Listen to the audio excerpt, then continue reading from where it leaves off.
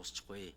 Ганцхан Улаанбаатар хотод нэг төв байгаад энэ амжилт олохгүй. Тийм учраас ерөөсөө улс даяар манай Монгол шиг дэлгэсэн тэрлэг шиг өргөн уудам нутагта эмнэлгийн тусламж үйлчилгээг аймаг сум болгонд хүртээмжтэй байх бодлого эрүүл мэндийн яамны том бодлого байна. Энэ чиглэл гэсэн бид ажлууд хийж байгаа.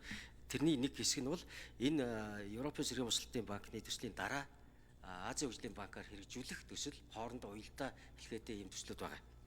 За хүний нөөцийг бэлдэх асуудал дээр бол манай улсын 3 дугаар төв эмнэлэг Люксембургийн дараалсан төслүүдийн хүрээнд бас нэлээдгүй амжилттай хийж чадсан.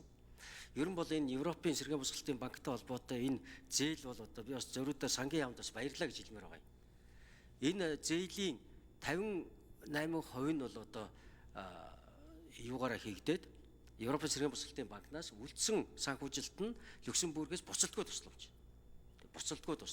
Энэ буцалтгүй тусламж дотор тоног төхөөрөмжүүдийг суйрлуулах, боловсон хүчин хүний нөөцийг бэлдэх, дээрээс нь үйл ажиллагаа жигдэртэл та бүхэн төслийн хэрэгж хугацааг харж байгаа.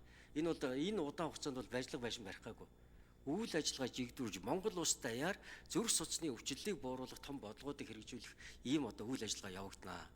Өнөөдөр өндөр хөгжилтэй орнуудад зүрхний шигдээсээр үхэн битгий хэл хөгжлийн бэрхшээлтэй болохгүй байгаа.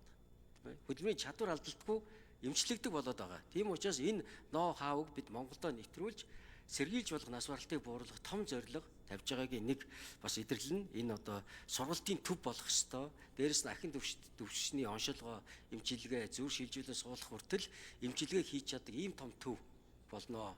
За энэ том төв болсноороо бид Монгол улсад энэ зүрх судасны өвчлөлийн эмчилгээг дэлхийн ямар ч улс орноос дутхааргүй хийж чаддаг ийм том амбицтай төсөл. За энэ төслийн бас нэг сайн тал нь бүтэн өнгөрсөн 20 жилийн хугацаанд Люксембургийн хаант улсаас энэ Вант улсаас Монгол улсад энэ 3 дугаар эмнэлэгтэй хамтран ажиллаж, байнгын сургалт явуулж, дээрээс нь захим тогтолцоо бий болгоод орон нутагт харавсан шигдээс улсын хүмүүсүүдийг дэмий тээвэрлэхгүй аймгийн нэгдсэн эмнэлэгт нь эмчилгээний зөвлөмж заавар өгөж эмчилдэг. За хизээдэн татах уу, татаад эрэгт нь хүлээж авахын тогтолцоонуудыг хийж чадсан. Энэ болгон нэгсэндөө ажлын фронтоосоо төсөл нь өөрөө бичигдээд гараад ирсэн ийм сайн төсөл гэдэгт эрүүл мэндийн сайдын хувьд бас их тийм бахархууштай бардам байгаа. За энэ төсөл хэрэгжснээрээ бас дараагийн том зүйл бол бид иргэдээ гадаадд очиж эмнэлгийн тусламж авах гэж хамаг мөнгөө базаад орон гэрээ зараад явдаг биш. Эх орондоо эмчлүүлж чаддаг байхын тогтолцоог хийх том алхам бол. За барилгын ажил бол 3 жил үргэлжлэнэ.